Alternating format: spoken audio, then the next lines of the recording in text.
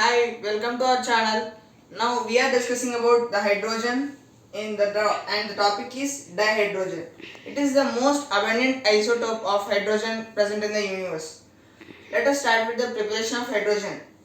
So first of all, in the laboratory, the reaction of strong acids or weak acids with metals gives us a salt along with hydrogen gas. This is the dihydrogen we know. And now also the metals react with the strong bases to form respective salts and hydrogen. This is how we obtain the dihydrogen in the laboratory processes. Similarly, by electrolysis we obtain hydrogen.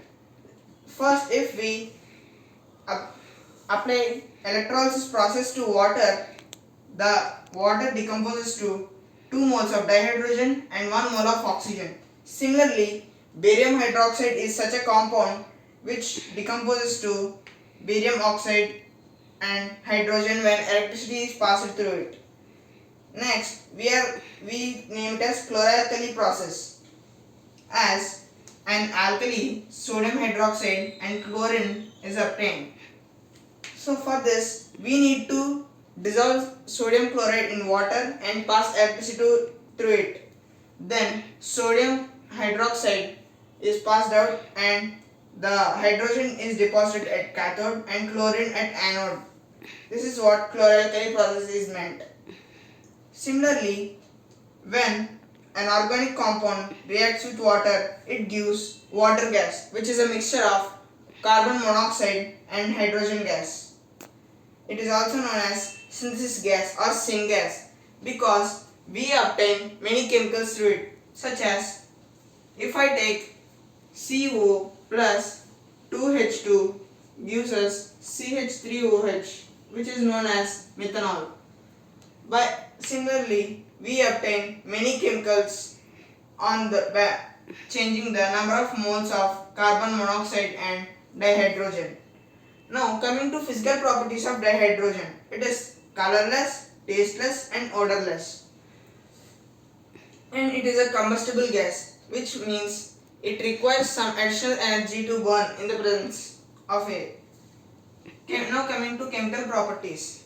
The dihydrogen reacts with oxygen and gives water, whereas it reacts with the halogens, which means fluorine, chlorine, bromine and iodine, gives us an acid.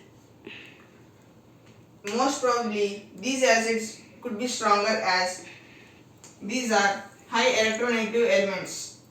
Similarly, when it reacts with 3 moles of dihydrogen react with 1 mole of nitrogen gives ammonia, which is used in formation of ammonium hydroxide and etc.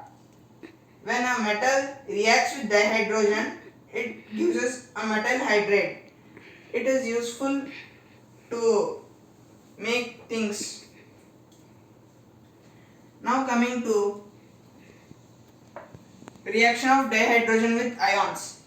So when a hydrogen is reacted with a cation, the charge on the ion neutralizes and the dihydrogen gets converted into 2 hydrogen ions.